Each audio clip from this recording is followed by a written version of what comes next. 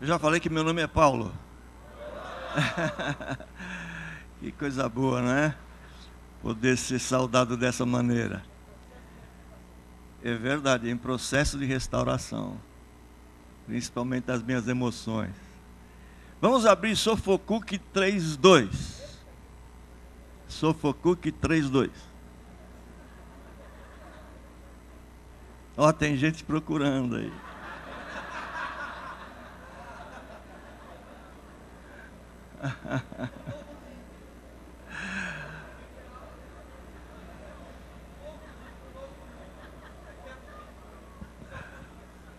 Tá bom, não existe esse livro na Bíblia, tá bom, gente? Então fique mais. Irmãos, eu fiquei muito feliz quando eu descobri que realmente esse ano o EPL iria tratar desse assunto, porque, na verdade, queridos, nós precisamos, de uma certa forma, ser bastante corajosos. E eu já queria adiantar para você que eu vou ler alguns textos da palavra, são vários, não se espante, né? Porque às vezes tem um pregador que pega um texto e ele vai todo o sermão. Eu vou citar aqui vários textos para mostrar para vocês como é importante este assunto relacionado à família, porque, como eu disse ontem aqui no nosso painel, eu estou assustado com o número de colegas, líderes, pastores, que vivem uma verdadeira hipocrisia. O número de esposas de pastores, eu conheço um casal que durante um tempo nós estivemos debaixo da mesma liderança denominacional, e foi com muita tristeza que de repente o telefone tocou lá em casa e disse: sabe, a fulana de tal, esposa do pastor tal, ela se enforcou essa manhã. Há um grande número de pessoas com problemas familiares, e por incrível que pareça, queridos, muitas pessoas colocam essa máscara de que está tudo bem, quando na verdade não está. Então, eu tenho orado desde que eu recebi o tema, para que Deus fizesse desse momento aqui um momento de honestidade conosco mesmo, onde nós pudéssemos entender de que, por maior que seja o nosso esforço em disfarçar, existe um Deus que enxerga tudo, que vê tudo, e não há possibilidade de você viver esse tema aqui, que é a restauração integral. Não adianta você participar de seminários, de você comprar livros, de você realmente fazer com que o seu lado espiritual transpareça mais do que os outros. É muito importante que haja um equilíbrio, e especialmente nessa manhã eu gostaria de falar sobre as questões familiares. Mas eu queria convidar você, para você entender como o assunto é sério, que você abrisse a sua Bíblia no livro de Ezequiel, no capítulo 8. Esse livro tem na Bíblia, tá, gente? Ezequiel, capítulo 8. E eu quero ler para você desde o versículo, deixa eu ver aqui. Vamos ler desde o versículo 1 para você entender o contexto. Diz assim, Ezequiel 8:1: no 5º dia do mês do 6º ano do exílio, eu e as autoridades de Judá estávamos sentados em minha casa quando a mão do soberano, o Senhor, veio sobre mim. Que experiência, não é? Olhei e vi uma figura de um homem que se parecia ser como ser a sua cintura para baixo como fogo, e dali para cima a sua aparência era tão brilhante como metal reluzente. Vocês podem imaginar quem seja. Ele estendeu o que parecia ser um braço, pegou-me pelo cabelo, e o Espírito me levantou entre a terra e o céu em visões de Deus. E ele me levou a Jerusalém, à entrada da porta do norte do pátio interno, onde estava colocado, começa a prestar atenção, o ídolo que provocava o ciúme de Deus. E ele me levou, e ali, diante de mim, também estava a glória do Deus de Israel, como na visão que eu havia tido lá na planície. Então, ele me disse: filho do homem, olhe para o norte. Então, eu olhei para o norte e vi junto à porta do altar o ídolo que provocava o ciúme de Deus. E ele me disse: filho do homem, você vê o que estão fazendo, as práticas repugnantes da nação de Israel, coisa que me levarão para longe do meu santuário, mas você verá práticas ainda piores do que estas. E em seguida me levou para a entrada do pátio. Olhei e vi um buraco no muro. E ele me disse: filho do homem, agora escave esse buraco, esse muro. Então eu escavei e vi ali a abertura de uma outra porta. E ele me disse: entre e veja as coisas repugnantes e más que estão fazendo. E eu entrei e olhei, e lá, desenhadas por todas as paredes, vi todo tipo de criatura rastejante, animais impuros e todos os ídolos da nação de Israel. E na frente deles estavam 70 autoridades da nação. Preste atenção, autoridades, líderes da nação de Israel. E Jazania, filho de Safã, estava no meio deles. E do incensário que cada um tinha em suas mãos, elevava-se uma nuvem aromática. E ele me disse: filho do homem, você viu o que as autoridades da nação de Israel estão fazendo nas trevas? Cada um no santuário de sua própria imagem esculpida. Elas dizem: o Senhor não nos vê. E de novo disse: você os verá cometerem práticas ainda mais repugnantes. Então ele me levou para a entrada da porta do norte da casa do Senhor. E lá eu vi mulheres sentadas, chorando por Tamuz. Ele me disse: você vê isso, filho do homem? Você ainda verá coisas mais repugnantes do que esta. E então me levou para dentro do pátio interno da casa do Senhor. E ali, à entrada do templo, entre o pórtico e o altar, havia uns 25 homens, com as costas voltadas para o oriente. Estavam prostrados na direção do sol. E ele me disse: você viu isso, filho do homem? Será que essas práticas repugnantes são corriqueiras para a nação de Judá? Deverão também encher a terra de violência e continuamente provocar a ira? Veja, eles estão pondo o ramo perto do nariz. Por isso, com ira eu os tratarei. Não olharei com piedade para eles e nem os pouparei. Mesmo que gritem aos meus ouvidos, eu não os ouvirei. Vamos orar. Senhor, tão somente eu peço que nesta manhã o inimigo não tenha poder sobre nós, de tal maneira que o nosso homem interior, nossa alma, nosso espírito, possam estar em sintonia com aquilo que o Senhor deseja que aconteça nessa manhã. Eu peço, Pai, que haja uma verdadeira limpeza nessa manhã, uma verdadeira restauração, que toda máscara, Senhor Deus, caia com o lavar regenerador da Tua palavra. Que nessa manhã, Senhor Deus, haja por parte de todos nós honestidade de descobrir aquelas coisas que nós estamos tentando esconder dos outros, mas nós não podemos esconder de Ti.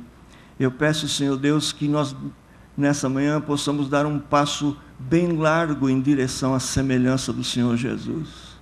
Que tudo isso seja para a Tua glória, e que nessa manhã o inimigo sofra uma grande derrota, em nome de Jesus.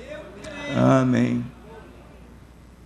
Meus irmãos, esse é um texto que passa despercebido por muitos de nós. Está lá no Velho Testamento, está em Ezequiel, mas quando a gente começa a ler com atenção, a gente percebe algumas coisas que não podem ser passadas assim ao largo. Resumindo, Deus pega Ezequiel, que estava numa tarde com seus amigos, e fala assim, Ezequiel, e é interessante, ele é tomado assim em visões, como ele mesmo explica, pelos cachos do seu cabelo, e é levado para Jerusalém, onde Deus fala assim, eu vou lhe mostrar algumas coisas que estão acontecendo no meio do meu povo. Meus irmãos, a coisa é mais ou menos essa. Quando ele chega, a primeira coisa que ele nota é que naquele lugar dedicado para que a glória de Deus se manifestasse, estava ali uma estátua, um ídolo, que a Bíblia diz aqui, e que o profeta também confirma, provocava os ciúmes de Deus. Vocês podem imaginar. Um pouco mais adiante, mais para frente, ele fala assim, Ezequiel, você está vendo aquele furinho ali na parede? Chega mais perto, começa a cavar. E ele vai abrindo aquele buraco até que de repente aparece uma porta. E ele diz, entra.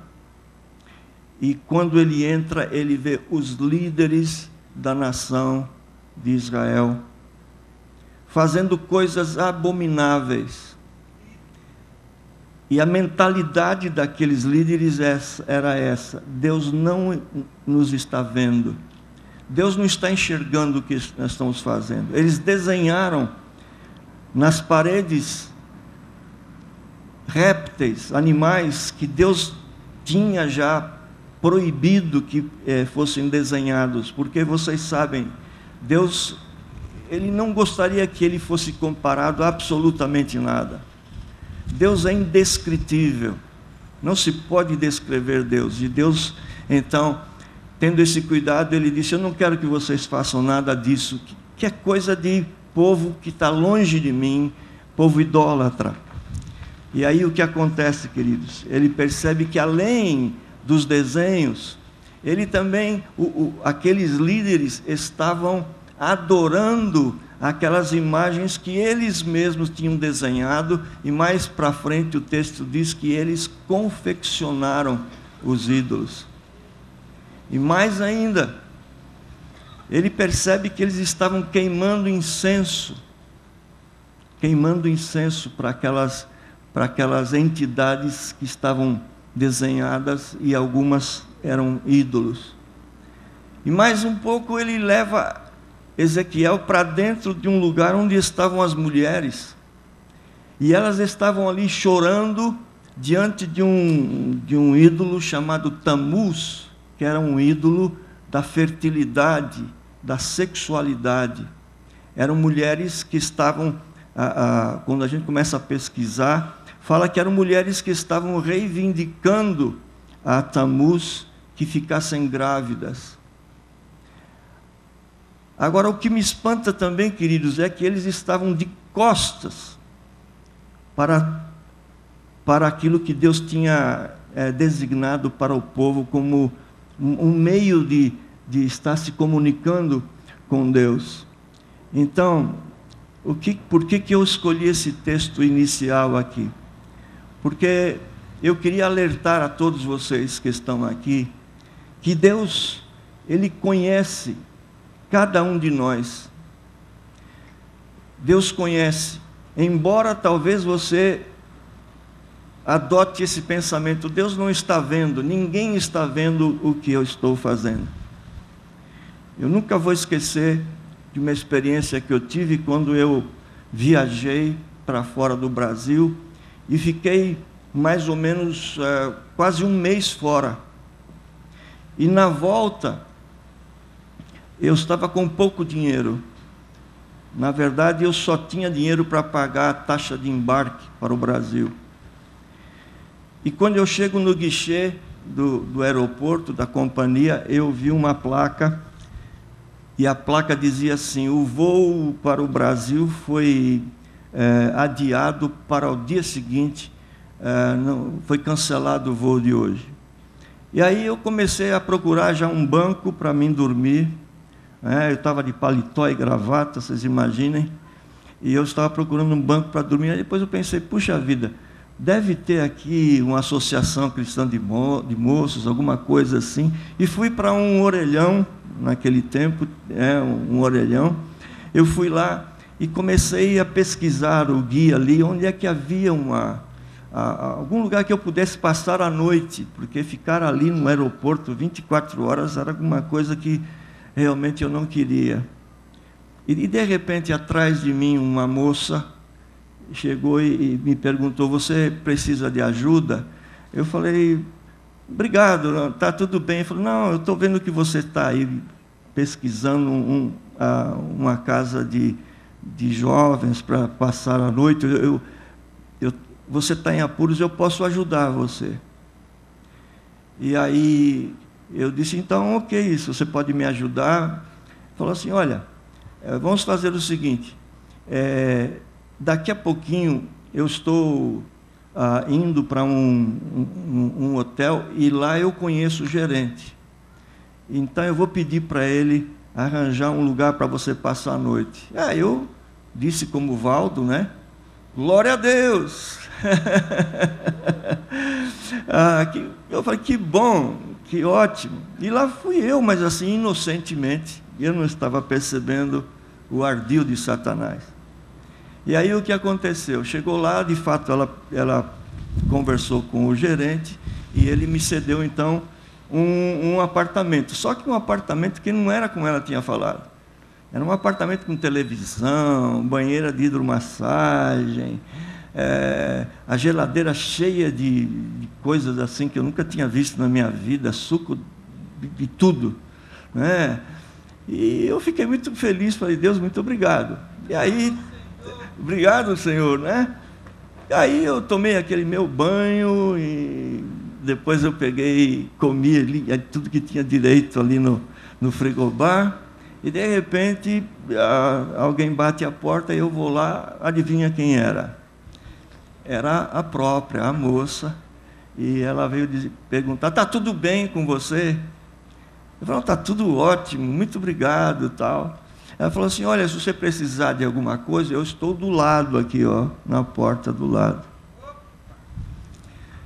Gente, um mês fora de casa, né? Casado com uma...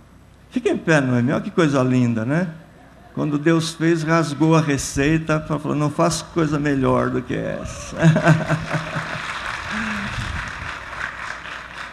E meus irmãos, depois de uma meia hora, ela aparece, mas não mais na porta, ela aparece numa porta lateral que ligava a 2 quartos, com uma roupa de noite, de uma roupa de dormir assim. E eu confesso para vocês que foi um dos momentos mais difíceis da minha vida. Fui realmente tentado. Se não fosse 2 coisas: a palavra de Deus implantada no meu coração. Me lembrei de José, quando José passou pela mesma situação e falou assim: eu não posso machucar o coração de Deus. Eu não posso fazer isso, mesmo que eu queira satisfazer meus desejos carnais. E também a aliança. Hoje eu não estou com aliança aqui porque tive um problema de ela ficar no meu dedo e ela está no conserto. Meus irmãos, como é poderosa a palavra de Deus implantada em nós. Queria que vocês soubessem, queridos, que lá em Gênesis, olha só, lá no comecinho, Gênesis 4, 7, há uma palavra de Deus para Caim que ele diz assim: eis que o desejo jaz à porta do teu coração, cabe a ti dominá-lo. Vocês entenderam? Eis que o desejo jaz à porta do teu coração, cabe a ti dominá-lo. Então, eu entendi a força desse princípio, e graças a Deus eu disse para aquela menina: olha, eu agradeço tudo que você fez, mas eu estou entendendo onde você quer chegar, e eu não quero absolutamente nada com você. Por favor, pode voltar para o seu quarto. E ela me xingou em inglês de bobo, de idiota, né? Você não sabe o que você vai perder. É que ela não sabia o que ela estava perdendo, fazendo as coisas que a carne mandava, não é? Então, eu estou contando para vocês, para que vocês entendam de que, mesmo estando longe, eu fiquei, na hora assim me passou, ninguém está vendo aqui, ninguém me conhece, não é? Eu vou adulterar. Mas há um Deus que Ele conhece os buraquinhos que dão acesso ao seu mundo interior. E eu queria me deter hoje aqui, lembrando algumas passagens. Como está ventando aqui, eu não vou abrir aqui meu esboço, vou tentar me lembrar deles. Existem textos da palavra de Deus que dizem assim, que no dia em que Deus julgar os segredos do coração do homem, segundo o meu evangelho. Isso foi a palavra do apóstolo Paulo. Há outros textos que estão lá em Mateus, que Jesus Cristo fala que nada que há oculto que não venha ser revelado. Então eu quero falar especialmente para você, meu irmão, minha irmã, que são líderes, que são pastores ou esposas de pastores, de que, se nesta manhã você entender que Deus realmente gostaria que você soubesse, tivesse consciência de que Ele conhece até os seus pensamentos, antes que eles cheguem à língua, os pensamentos cheguem à língua, Deus já conhece os seus pensamentos. Ele conhece as suas emoções. O Salmo 139 diz assim: para onde me ausentarei do teu Espírito? Se eu for para um lado, o Senhor está. Se eu for por outro, o Senhor está. Se eu for lá para baixo, o Senhor também está. Se eu tomar as alturas, o Senhor também está. Não dá para se esconder do Espírito de Deus. E vou dizer mais para vocês, queridos. Você vai dar um passo gigantesco em direção à restauração quando você entender sobre a presença de Deus. Deus está aqui nesse momento. Você precisa entender isso e sentir isso como verdade, de que Deus está aqui. O anjo do Senhor se acampa ao redor daqueles que o temem. Mais do que isso, o texto da palavra de Deus diz, da boca de Jesus, ficou gravado, de que aquele que me ama guardará os meus mandamentos, e eu e o Pai viremos e faremos nele morada. Aqui dentro desse corpo, queridos, não existe apenas o corpo do Paulo. Aqui dentro reside Deus. Isso é uma verdade, queridos. Deus está aqui, Jesus está aqui, habitando aqui. O Espírito Santo também está aqui. Nós somos templo do Espírito Santo. E por que eu estou falando isso? Porque quando você tem consciência disso, é muito difícil você caminhar para o pecado. É como você estivesse dizendo para a Trindade, não é? Para Jesus, o Espírito de Deus: vem aqui, ó, vamos fazer essa safadeza. Vem aqui, vamos agredir com palavras. Vamos rebaixar. Vamos aqui fazer um pequeno roubozinho. Vamos pecar. É impossível você fazer isso sabendo de que Deus realmente Ele está em você. É difícil levar esse corpo para ser instrumento de iniquidade. A Bíblia diz assim, que se alguém se une a uma prostituta, é uma carne com ela. Mas se aquele que se une ao Senhor, é um espírito com Ele. Então, queridos, há muitos textos que são importantes e que nós não damos a devida importância. Então, nessa manhã eu quero citar aqui algumas coisas que têm a ver com esses segredos, muitos deles familiares. É muito comum, é muito provável, queridos, de que você tenha problemas na sua casa, ou com seu filho, ou com a sua esposa, ou vice-versa, né, com o seu esposo, mas você nem sequer admite isso, até mesmo para você. Você tenta ocultar isso. E por causa disso você fica refém desse pecado não confessado para Deus inicialmente. Não sei se você sabe, mas quando você entregou a vida para Jesus Cristo, todos os seus pecados do passado foram cancelados. O sangue de Jesus Cristo, vamos supor que você tivesse uma lista de pecados antes de você ter a experiência do novo nascimento. E está cheio ali de anotações dos seus pecados. Mas aí, quando Satanás se apresenta diante de Deus e fala assim, esse daí, olha aqui a lista de pecados que ele cometeu. A Bíblia diz que o sangue do Senhor Jesus Cristo nos purifica de todo o pecado. Eu não sei se você já teve a experiência de ver um sangue correndo numa folha escrita, mas ele vai apagando todos aquilo que está escrito. Você se torna limpo diante de Deus. Isso é uma coisa maravilhosa. E traz para você, eu queria que você soubesse, é como você passasse por quando você vem de uma viagem internacional, você passa pela alfândega e tem ali 2 plaquinhas, bens a declarar, nada a declarar. E como é gostoso quando você está dentro da lei, você está trazendo exatamente aquilo que a lei permite, e você aperta aquele botão, nada a declarar, e você passa tranquilo por ali.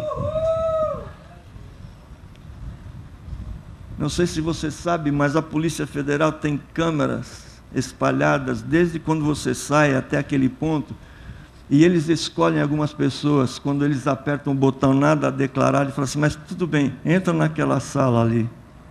E quando abrem as suas malas, está cheio de coisas ali, que na verdade ele não podia ter trazido sem declarar.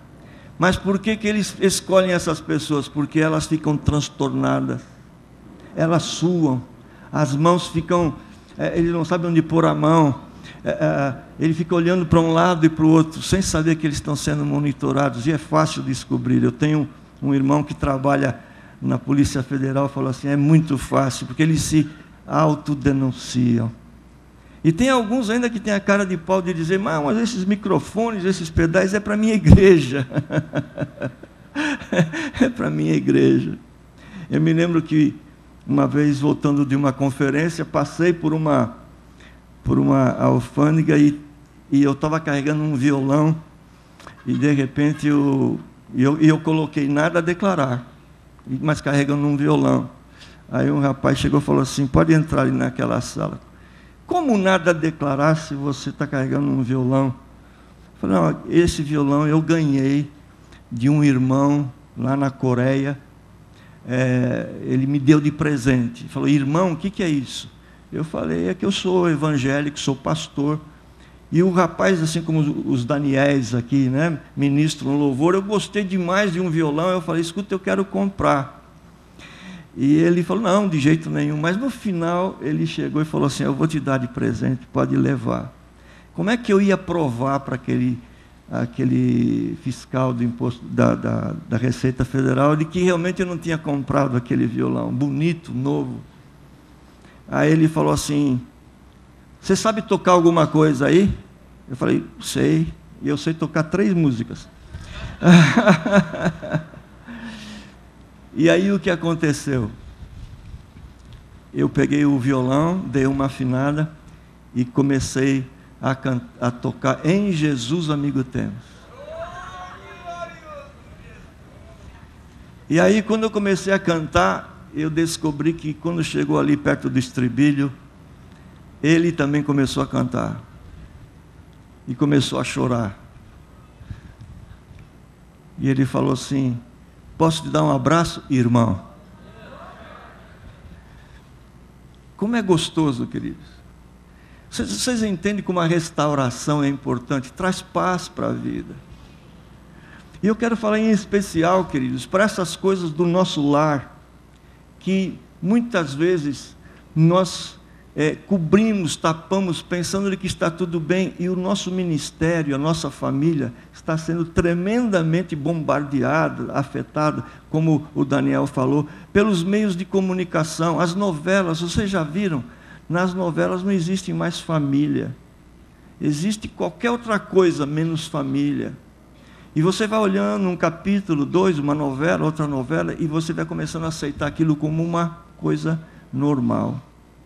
Eu vou citar aqui uma parábola que Jesus Cristo citou, e vou fazer uma aplicação, e eu gostaria que você fosse honesto com você mesmo, dentro do contexto de família.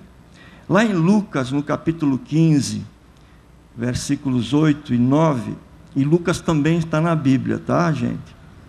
Ok. Está escrito assim, Lucas 15, 8 e 9.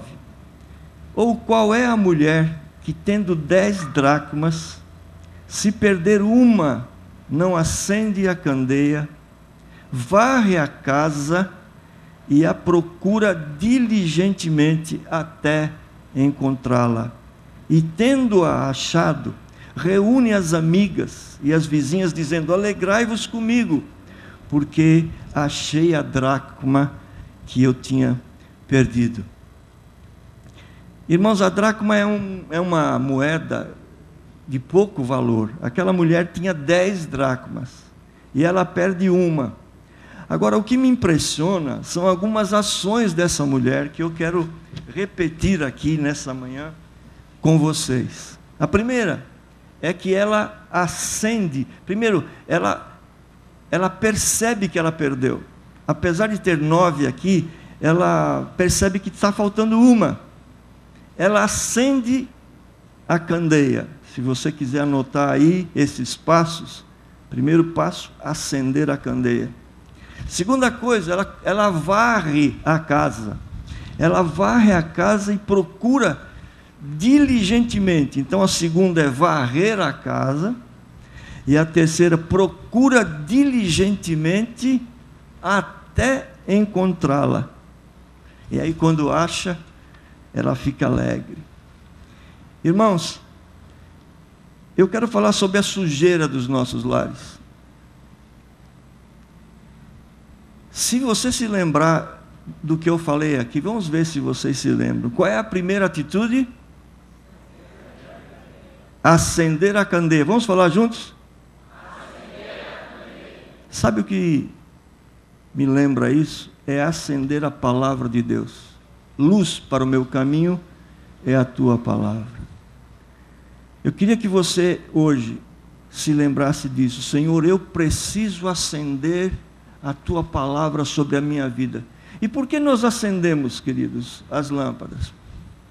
Para quê? Qual a finalidade? Para enxergar.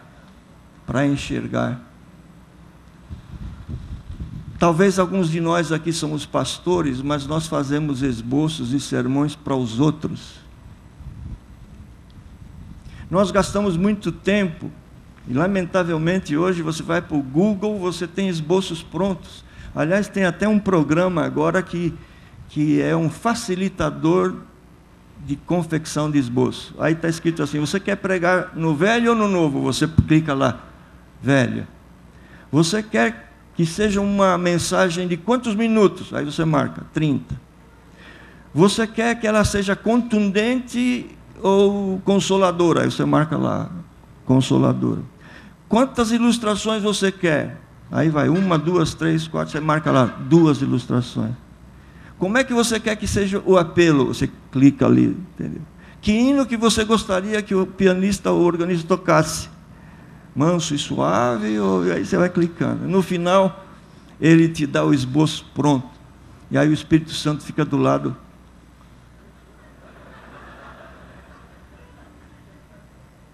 Há muitos de nós aqui, eu não sei para quem eu estou falando agora, mas é exatamente dentro desse desafio de nós termos cuidado em não estarmos preparando alimento para o rebanho e nós mesmos estamos morrendo de inanição espiritual por não nos alimentarmos.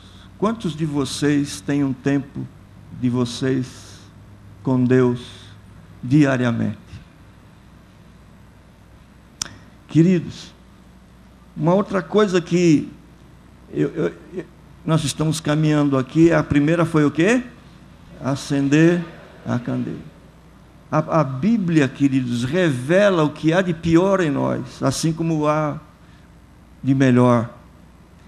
E quando nós começamos realmente a meditar na palavra, nós começamos uma caminhada que nos mostra o quão mal nós somos.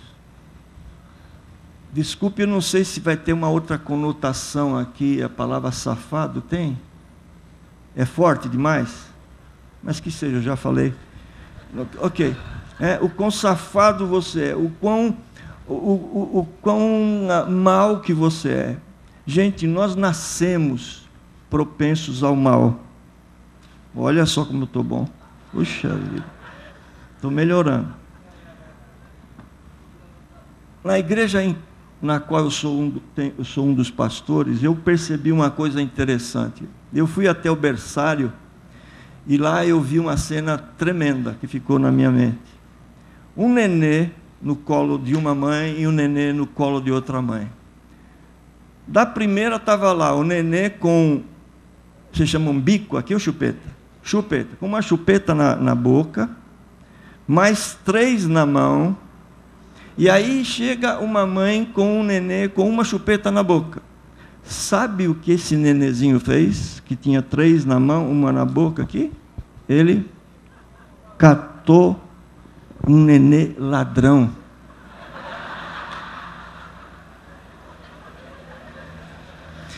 Agora eu queria perguntar para vocês, vocês acham que o pai ou a mãe, antes de eles virem para a igreja, falou assim, ó, quando você for na igreja, no berçário, você limpa a chupeta de todo mundo lá.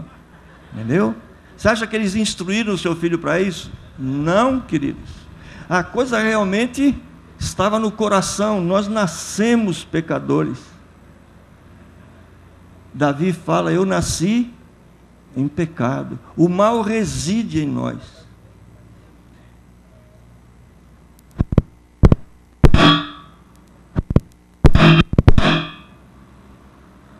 Isso é para acordar quem estava dormindo, não é, irmão? Obrigado, nós havíamos combinado isso. Porque tem gente dormindo aí. Jesus vai voltar assim, ó. Só que vai ser com a corneta ali, não é verdade? Irmãos, eu vou dizer uma coisa seríssima agora, que está comprometendo a restauração integral da sua vida. E eu peço que você seja honesto com você mesmo. Jesus Cristo diz assim, os olhos são a lâmpada do teu corpo. Se os teus olhos forem bons, o que fala? Todo o seu corpo será bom. Mas se os seus olhos forem maus ou impuros, o que ele fala? Todo o teu corpo será trevas. E é exatamente aí que reside, queridos, um dos segredos de você entender a palavra de Deus. Quando você esconde o seu pecado, e principalmente esses pecados caseiros, no meu caso hoje aqui, quando a palavra de Deus cai lá dentro, ela cai em trevas. E ela não pode ser compreendida. Ela só pode ser compreendida uma vez por ocasião do novo nascimento. Mas depois, queridos, a Bíblia diz assim, que os vossos pecados fazem separação entre eu e vocês. Uma das coisas abençoadoras é você entender que Deus é santo. E na sua santidade você tem que se apresentar diante dele também em santidade. A santidade não é uma utopia, queridos. Não é uma coisa que você fala assim, não, tá escrito lá, mas ninguém consegue. Consegue. Por exemplo, vocês estão aqui já mais ou menos umas 2 horas, por aí, e você ainda não pecou. Pecou ou não? Talvez você tenha falado, esse pastor chato aí, é um pecado gravíssimo esse, não tem perdão. Ou você pode ter dado uma olhada assim para aquela irmã do lado ali e caído no pecado da cobiça. Pode acontecer, pode, mas eu estou me referindo, vamos supor que vocês não pecaram. Vocês estiveram prestando atenção aqui nos louvores, na palavra. Se você consegue ficar 2 horas, você pode ficar 3, não pode? Pode ficar 8? Pode. Pode ficar 10 horas? Pode. Eis que o desejo jaz à porta do teu coração, cabe a ti dominá-lo. Essa é a sua participação. O Espírito Santo, ele denuncia, ele acusa o pecado. Mas a questão de lidar com o pecado é com você. E eu tenho percebido, queridos, e que muitos dos meus colegas, pastores, muitas esposas de pastores, muitos membros até, têm realmente caído na armadilha dos olhos. E eu queria que você soubesse que nessa manhã você pode tomar uma decisão que pode afetar todo o resto da sua vida. É a santificação dos seus olhos. Porque eu tenho visto muitas vezes adultos, líderes, pastores olhando para crianças que às vezes sobem aqui para cantar alguma coisa do ministério infantil, da geração futura, vamos supor, cantar alguma coisa, e eu percebo de que eles olham para as partes mais íntimas das crianças. São capazes de olhar para um fio de eletricidade e ver 2 pombinhas, como já aconteceu comigo, na frente da igreja, 2 pombinhas ali, uma roçando a cabeça da outra, e um irmão chegou para mim e disse assim, olha lá, o pombo dando uma cantada na pombinha. Porque o seu interior está sujo. Eu diria assim, foi um sujeito que já foi contaminado. Há muitos de vocês, talvez, que não se deram conta, vocês estão pecando na internet. Consultando os sites, você põe a sua esposa para dormir, depois se levanta pé ante pé e vai lá, talvez naqueles canais proibidos, ou você tem uma senha, não sei como que é, ou mesmo que não tenha, tem muitos filmes pornográficos, e você vai enchendo de lixo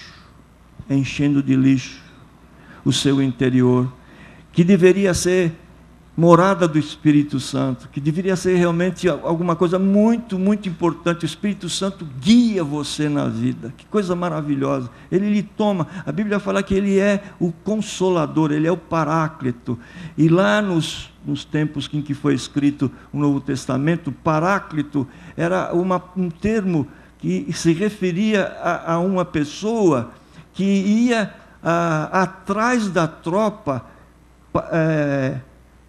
passando remédio naqueles que eram feridos. Era também em função dele ir no meio da tropa animando, vamos lá, tropa, vamos lá, vamos chegar lá. E era também o termo que se referia àquele que ia à frente da tropa, dizendo, por aqui, vamos por ali, orientando. O Espírito Santo é assim na nossa vida.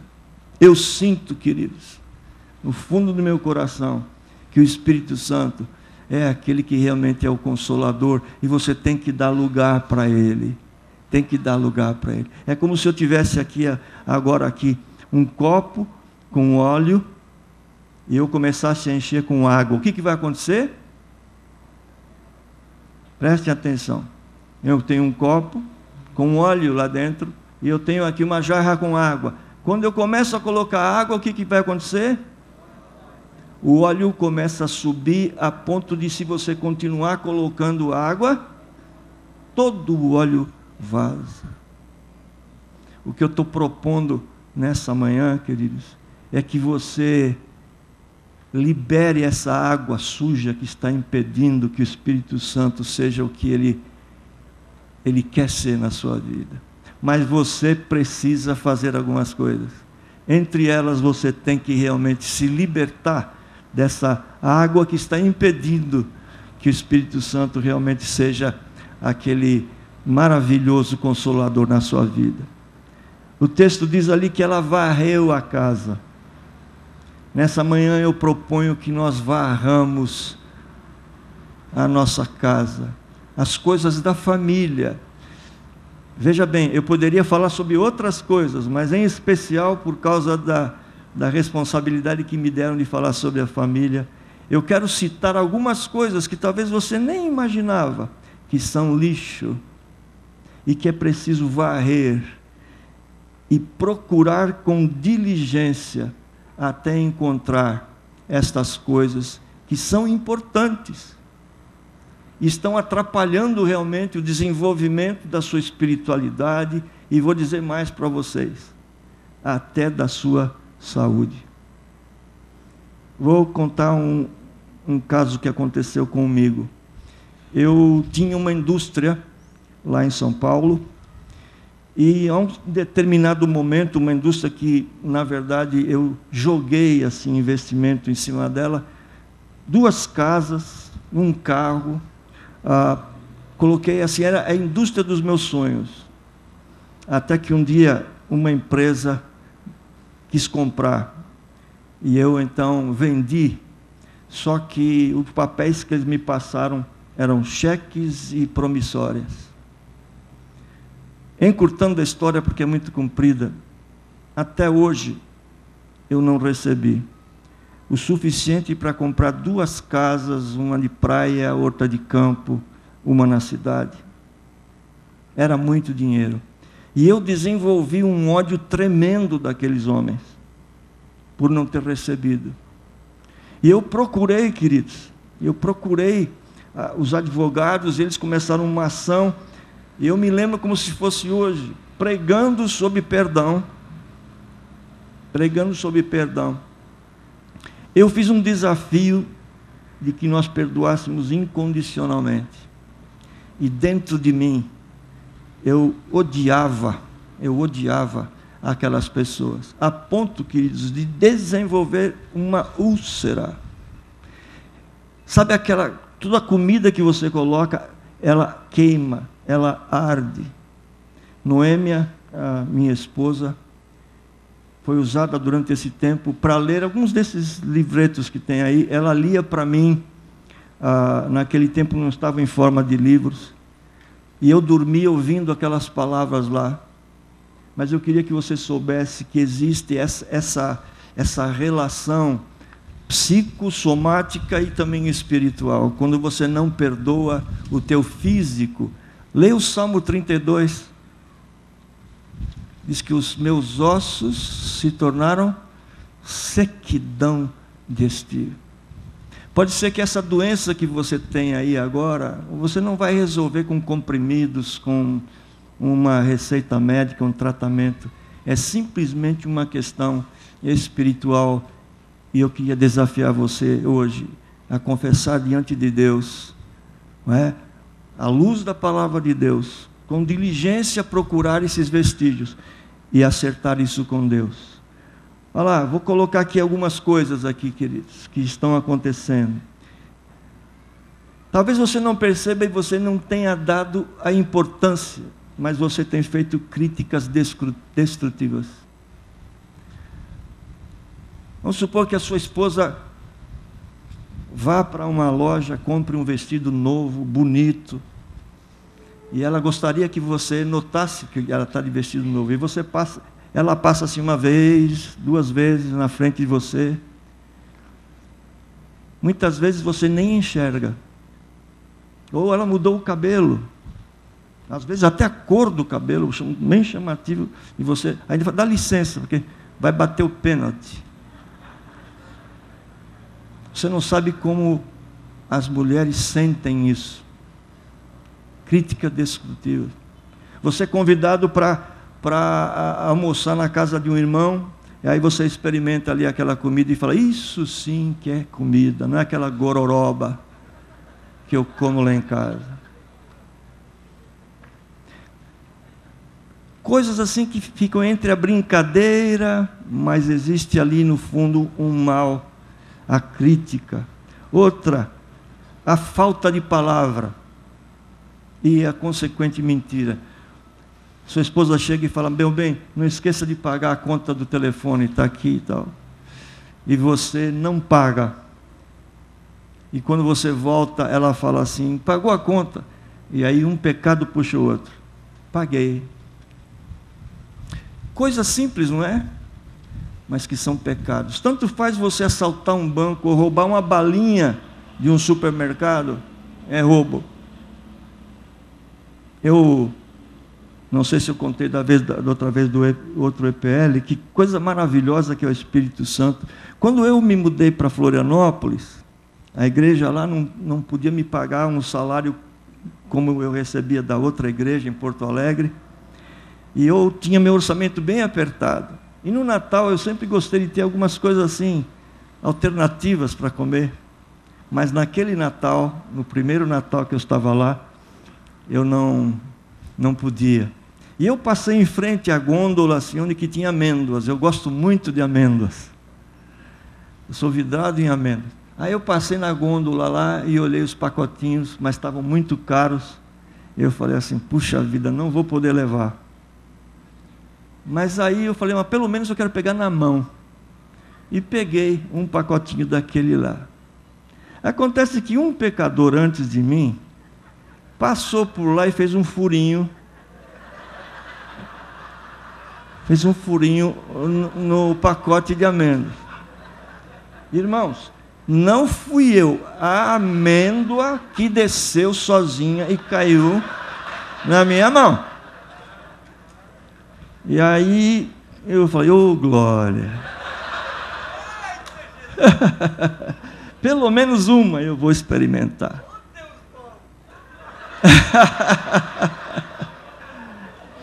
Mas aí eu descobri outra coisa, que esse meu dedo, ele é hiper pecador.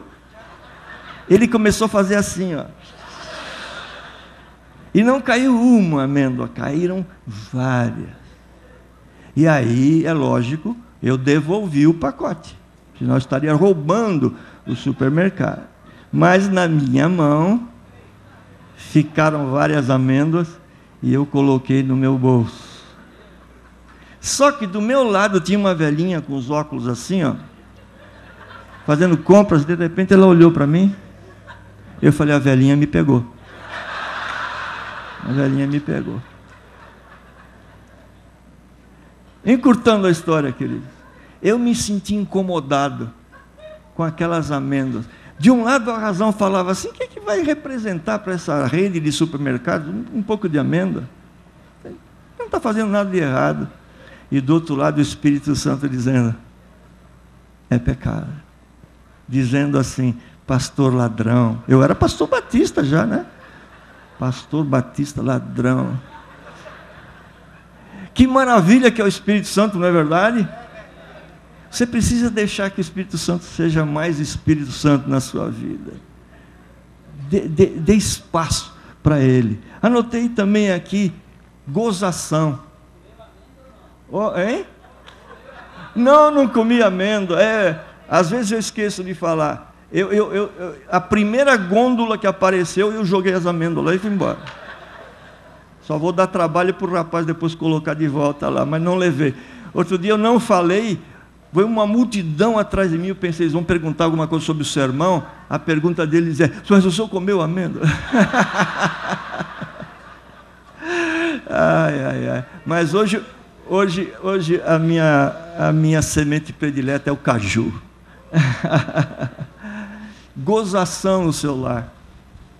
Às vezes a sua esposa se veste de um jeito que você olha para ela e vai falar assim, você está indo para onde?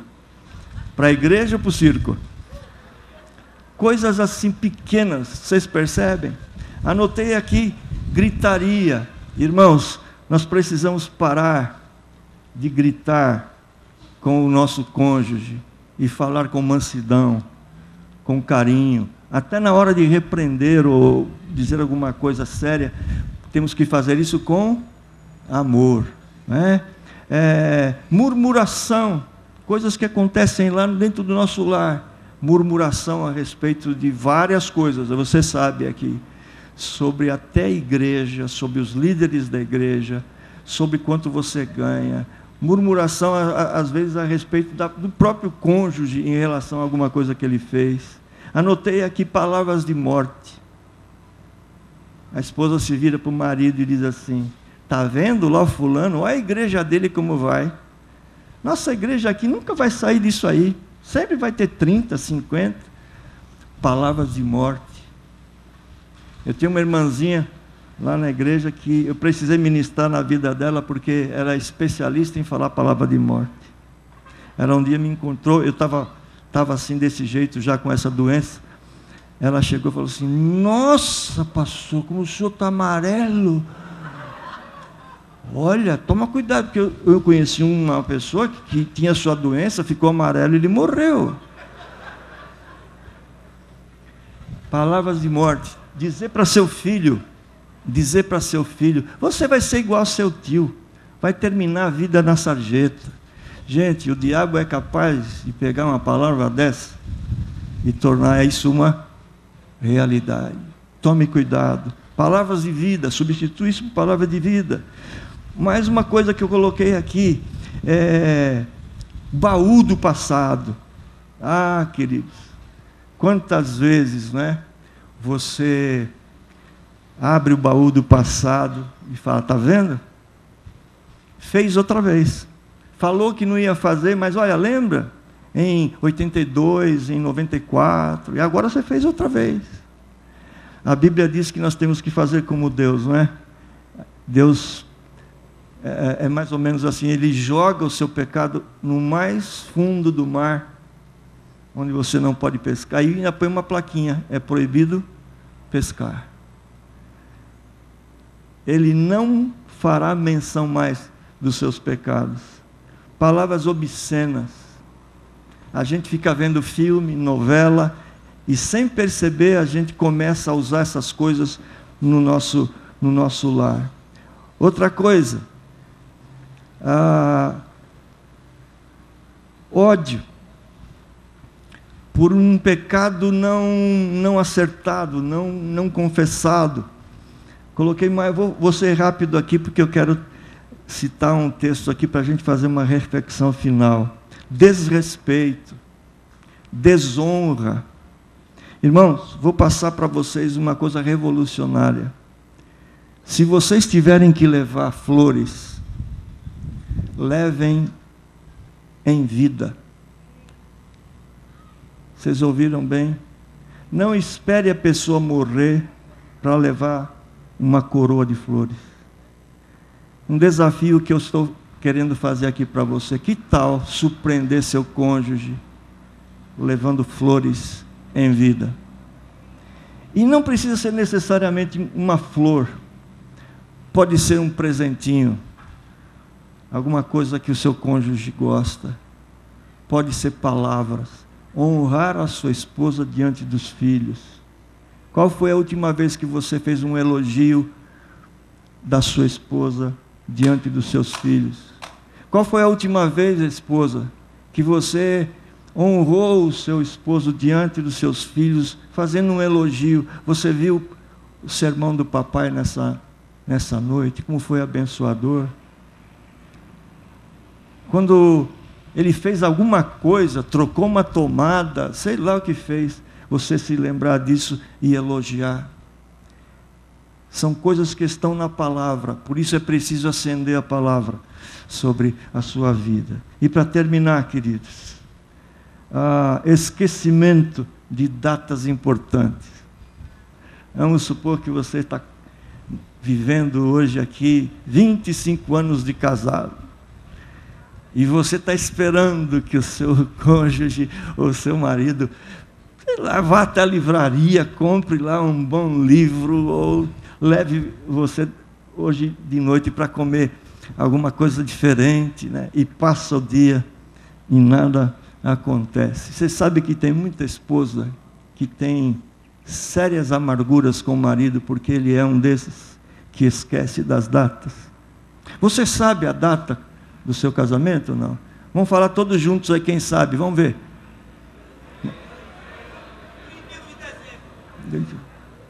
Ó, se o seu marido ficou quieto, pega no pé dele.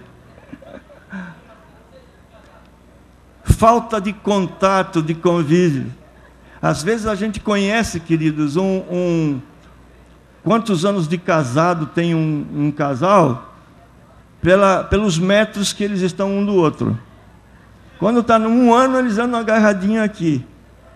2 anos, já o marido já está um passo na frente. 10 anos, ele já pegou o ônibus e foi.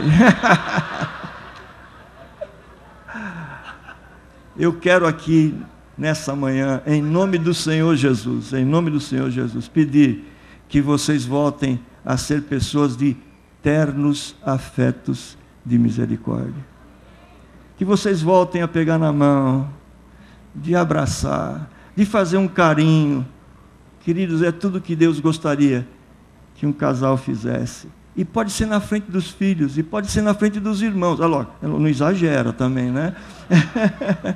Mas como é gostoso, e como é triste quando você percebe que existe problema entre eles não querem saber disso. Outra coisa, falta de criatividade, principalmente na área sexual. Eu queria estimulá-los a vocês serem criativos. A vida sexual é importante, é como eu disse ontem aqui no painel, não é?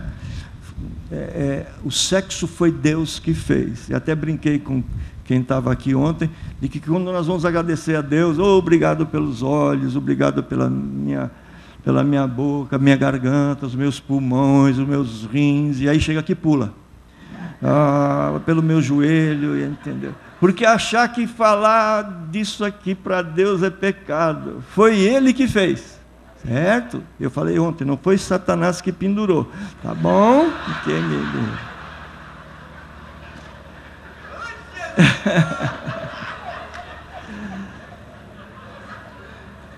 As mulheres, queria dizer para vocês que depois vocês, se quiserem, eu posso mandar depois a lista completa aqui. Maridos, qual foi a última vez que você fez um trabalho doméstico? Que você levou lixo para fora? Que você se dispôs a lavar a louça, a secar a louça, a guardar a louça? Ou você é aquele que come, limpa a boca e ainda é capaz de dizer assim, estava muito salgado, hein? Quando está muito salgado e ela perguntar, estava bom, você fala assim, estava interessante. Tá bom? Ok.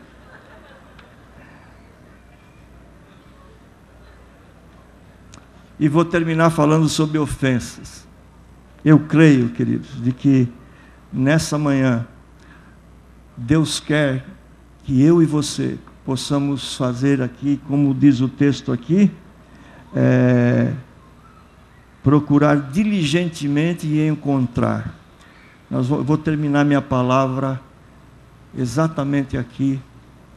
Vamos procurar diligentemente se no nosso passado, já depois de termos aceitado a Jesus, não ficou um pecado ali oculto que tem atrapalhado, que tem causado amargura no nosso cônjuge. Vou terminar com uma pequena ilustração. Havia 2 irmãos, vou chamar aqui de João e Maria, genericamente. Foram passar suas férias no sítio do vovô. E aconteceu que chegando lá tinha um ganso. E esse ganso, ele se invocou com João. E toda vez que João saía para o quintal, o ganso ia lá e ficava bicando ele. E ele não aguentava mais de ficar dentro de casa, porque saía o ganso pegava ele. Ele pegou um pedaço de pau um dia, e na hora que o ganso veio, ele deu-lhe uma paulada, mas pegou no pescoço, e o ganso morreu. E aí sabe o que aconteceu? Ele fez uma um buraco lá e enterrou o ganso. Mas acontecia que, quando eles chegaram lá, havia uma escala de lavar louça. Um lavava no almoço, o outro lavava à noite. E assim por diante. E a Maria percebeu o que aconteceu com o ganso, com a paulada que o irmão dela deu no ganso. E chegou a noite e era a vez da Maria lavar a louça. E a Maria disse assim: hoje eu não vou lavar. É você que vai lavar, João. Não, mas por quê? Ela disse assim: olha o ganso. Aí ele fez assim, ó, tá, eu vou lavar. E lavou. Passou mais um dia, no outro dia ele chegou, aí eu lavei ontem à noite, é você. Ela falou assim: olha o ganso. Meus irmãos, durante 4 ou 5 dias aquele rapaz ficou refém dessa palavrinha: olha o ganso. Vou falar para o vovô. Aí um dia ele não aguentou. Chegou para o vovô e falou assim: vovô, eu tenho uma coisa para falar para o senhor. Ah, meu filho querido, vem cá, tá, fala. O senhor tem sentido falta aí do gansolina? É mesmo, ele desapareceu. Falou assim: é, ele está ali, ó. Como ele está lá? E aí ele contou a história. Ele não aguentava mais, eu dei uma paulada. Aí o vovô falou assim: mas meu filho, não devia ter feito isso, tal. Mas vem cá, o vovô te perdoa por aqui, vem cá. Deu um abraço, falou: não faz mais isso. Segurou ele no colo. E ainda, na hora do almoço, quando a menina estava lá, a sua irmãzinha, ele começou a comer e falou: dá mais um prato aí. Ela falou: e você vai ficar lavando a tarde inteira? Ele falou assim: hoje não. Já confessei meu pecado para o vovô. Não sou mais escravo agora. Eu sou liberto. Pode começar a lavar a louça. Irmãos, que tal dar uma boa varrida com diligência? Baixe um pouquinho a sua cabeça. Peça para o Espírito Santo mostrar para você. Famílias de líderes queridos não são perfeitas. Já contei para vocês algumas coisas que aconteceram comigo. A Bíblia diz que Elias era sujeito aos mesmos pecados de qualquer outra pessoa do povo. No entanto, ele foi usado por Deus na sua imperfeição. Mas o que eu queria hoje ver aqui, queridos, é uma grande libertação. Sabe aquela coisa que você tem medo de falar, até de pensar? Sabe aquela ofensa que ficou no ar, não resolvida lá no passado? Eu queria que você soubesse que Deus se alegraria muito se você pudesse hoje se determinar a procurar seu cônjuge e pedir perdão. E dizer: meu bem, sabe aquela vez quando eu disse para você que eu não o amava, que eu o suportava, que o nosso casamento foi um erro? Sabe quando eu fiquei grávida e eu fiquei revoltada? Eu não queria aquele nosso filho. Eu queria que você soubesse que eu estou pedindo perdão para você. Quero pedir perdão para Deus também. Queridos, Deus está aqui, pronto a nos perdoar, prontos para nos lavar com o sangue de Jesus Cristo, nos purificar e fazer com que dentro do nosso ministério sejamos pessoas espiritualmente maduras, mas também coerentemente vivamos no nosso lar uma vida que seja um exemplo também.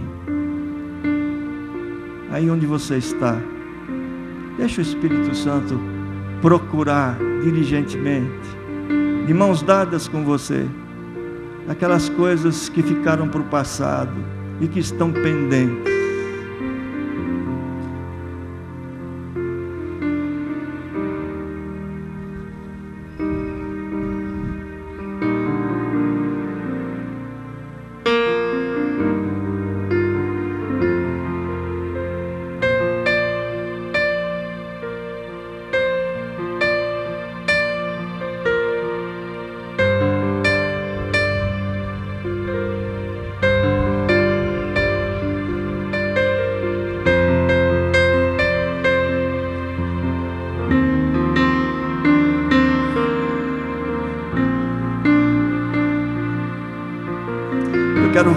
falar nesse momento para terminar o nosso tempo aqui.